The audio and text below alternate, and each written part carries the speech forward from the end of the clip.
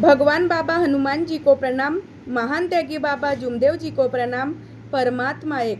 मी बाबाची सेविका ज्योती जगने प्रचार प्रसारच्या माध्यमातून शिकण्याचं आणि शिकवण्याचं पण काम करते जी। बघा सेवकांनो, मी तुम्हाला अनुभव शिकवण्याचं काम करते, कारण की अनुभव म्हणजे जे आपल्या जीवनामध्ये कसे दुःख येतात आणि आपण ह्या परमात्मा एक मार्गामध्ये प्रवेश करतो आणि आपले दुःख दूर होतात जी। आमच्या आईने 6 वर्ष आयुष्य बाबांना दिले। आमच्या बाबांनी आमच्यासाठी त्याग केले आणि सुखमय जीवन माझे सेवक सुखाने जगल्या पाहिजे म्हणून हा परमात्मा एक मार्ग तयार केला जी। हा मानव धर्म तयार केला। आज परमात्मा एक मार्ग नसता तर आज आम्ही विलीन परमेश्वरामध्ये विलीन झालेलो असतो। कारण ह्या मार्गामध्ये कितीतरी असे लोक आहेत जो मानव धर्माचे जे दुखी आहेत आणि इकडे तिकडे भटकतात जी। पंडा पुजारी करतात, बघा सेवकांना औषधी पण करतात, पण त्यांना काही आराम नाही होत। बघा मी तुम्हाला एक असं अनुभव सांगत आहे पारडी इथलं अनुभव बघा सेवकांनो। गोविंदरावजी शिंदे बाबाच्या दौरा कसं त्यांच्या इथं गेलं होतं त्याबद्दल मी छोटंसं एक अनुभव सांगत आहे। गोविंदरावजी शिंदे अनेकामध्ये होते। बघा सेवकांनो, त्यांना बाळ काही थांबत नव्हतं। बाळ जसं त्यांच्या पत्नीला बाळ राहायचं तर पोटातल्या पोटामध्ये नाही व्हायच्या जी। खूप परेशान होऊन गेलेले होते गोविंदरावजी शिंदे, काय करायचं काय नाही। पंडा पुजारी तांत्रिक मांत्रिक सर्व केला जी, पण त्यांना काही आराम नाही झालं। एवढंच नाही तर खंडोब्याची पूजा पण केली त्यांनी, पण त्यांना काही आराम नाही झालं। बघा सेवकांनो, एक परमात्मा एकची सेविका राहायची त्यांच्या साईडला SC समाजाची। त्यांनी गोविंदरावजी शिंदे त्यांना सांगितले की तुम्ही सर्व केले, पण ह्या मार्गामध्ये तुम्ही जुडून ह्या परमात्मा एक मार्ग घेऊन पहा, तुमचे पूर्ण दुःख दूर होणार। त्या ताईने सांगितले SC समाजाच्या। बघा सेवकांनो, त्यांनी विचार केलं गोविंदरावजी शिंदेने आणि येवलेकरीन बाई आधी कार्यकर्ता काकू होत्या त्यांच्या जेवढून कार्य घेतलेची ते कार्य घेतले आणि बघा सेवकांनो 3, 7, 11 आणि 21 दिवसाचे कार्याला सुरुवात केली आणि बघा त्यांच्या पत्नीला बाळ थांबलं आणि त्यांना 2 मुली झाल्याची 2 मुली झाल्या आणि त्याच्यानंतर बघा सेवकांनो त्यांनी त्याग करण्यास सुरुवात केली आणि ते त्याग कोणाच्या मुख कमलातून शब्द मिळाले तर महान त्यागी बाबा जुमदेवजीच्या मुखातून त्यांना त्याग करण्यास शब्द मिळाले। गोविंदरावजी शिंदेला बाबांच्या शब्दावर त्यांनी त्याग घडवला आणि बाबाच्या दौऱ्यात त्यागच्या वेळेस 9व्या हवन आणि जो त्यागचं हवन होतं तर आमचे महान त्यागी बाबा जुमदेवजी गोविंदरावजी शिंदेच्या घरी त्यांचा दौरा गेला जी। एवढी अपरंपार शक्ती आहे। त्यांना 2 मुली झाले जी आणि त्या मुलींचे नाव एक सरस्वती ताई आणि दुसरी अंजली ताई।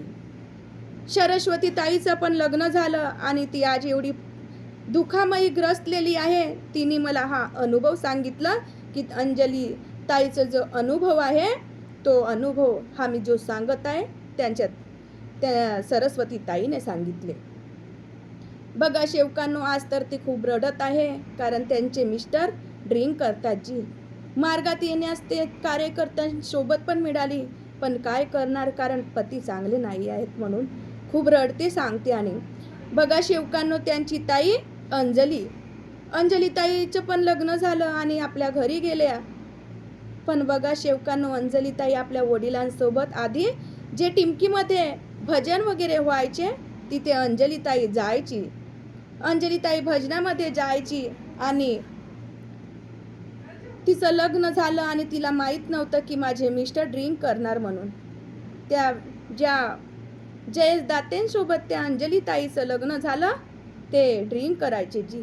लग्न झाल्यावर तिला माहीत झालं।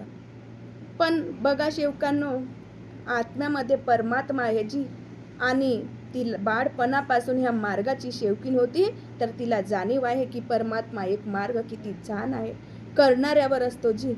आपण 4 तत्व 3 शब्द 5 नियमांचा पालन करू आणि तत्व शब्द नियमाने वागू तर आपल्यावर दुःख का आपल्या पायाला काटा पण नाही गळू देत जी।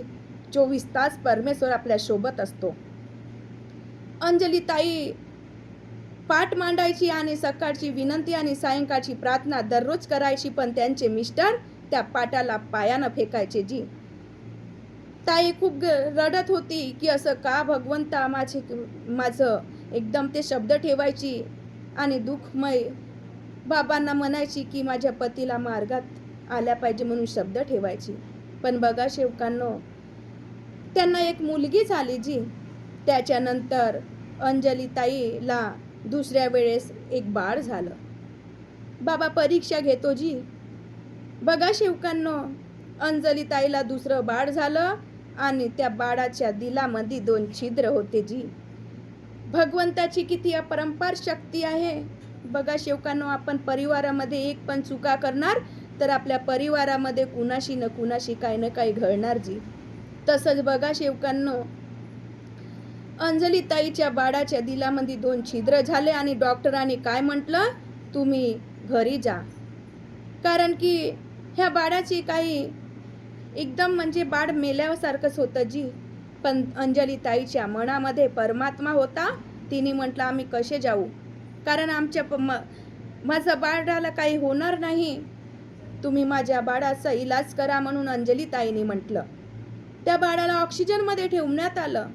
ऑक्सिजनमध्ये ठेवलं आणि बघा सेवकांनो, अंजली ताईचे पती जयेशदाते काय म्हणतात, अगं अंजली, तुझा भगवंत आहे आणि तुझा बाबा आहे, तर 12 तासाच्या आतमध्ये माझ्या बाळाला दूध पाजायला बोलवायला हवं.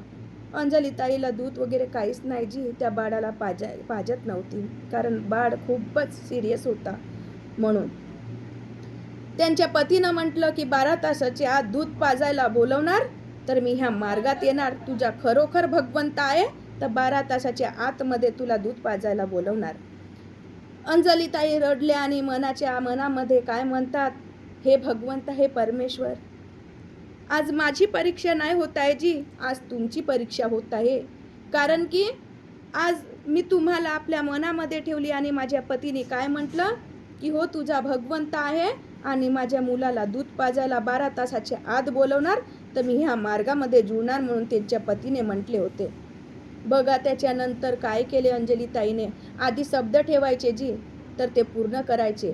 1.25 किलोचे पेढे टिमकीला गेली अंजली ताई आपल्या पतिदेवासोबत, जयेश दातेसोबत, आणि तिथे रमेश ठुबरीकर जे बाबाचे पुतणे होते ते तिथे मिळाले त्यांना आणि काय म्हटलं, अगं बाई तू अशा ओल्या अंगानं कशाला आली.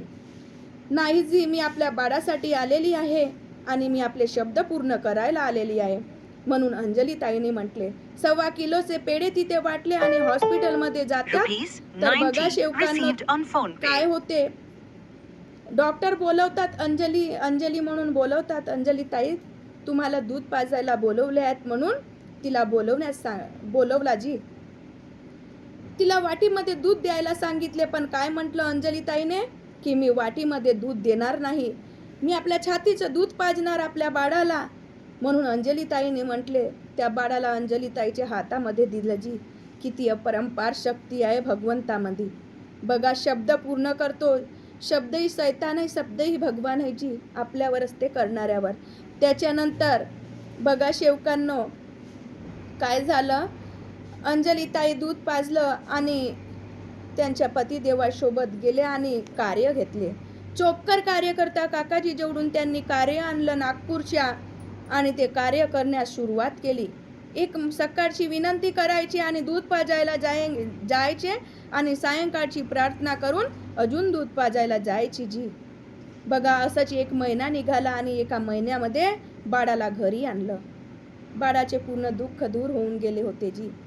पर बघा सेवकांनो घरी आणले बाळाला आणि 3च दिवस झाले होते जी. 3ऱ्या दिवशी काय झालं, जयेशदातेने ड्रिंक करून आले, ड्रिंक केले आणि बाळाची तब्येत तशीच झाली, अजून हॉस्पिटलमध्ये ॲडमिट केलं जी.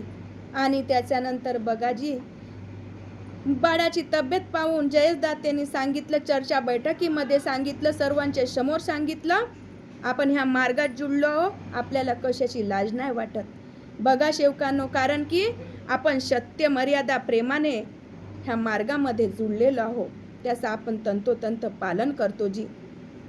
त्यांनी सर्वांच्या समोर सांगितले की मी ड्रिंक केले म्हणून बाळाला आणल्याने मी कार्यामध्ये ड्रिंक केले म्हणून सर्वांच्या समोर सांगितले आणि ते पूर्ण त्यांनी सांगितले. आणि बघा शेवकांनो, लारेकर म्हणून एक कार्यकर्ता काकाजी आहेत, तिथेच नागपूरला राहतात. त्यांच्या जेवढून त्यांनी दुसऱ्या वेळा कार्य आणले ना, ते कार्य चांगले चांगले केले जी. त्या बाळाचं नाव काय ठेवलं? रोहित ठेवलं जी, रोहित दाते. आज तो बाळ 22 वर्षाचा आहे आणि आज गाड्या वगैरे चालवतो आणि आपला सुखमय जीवन जगत आहे जी. ह्या परमेश्वरामुळे, ह्या परमात्मा एक मार्गामुळे.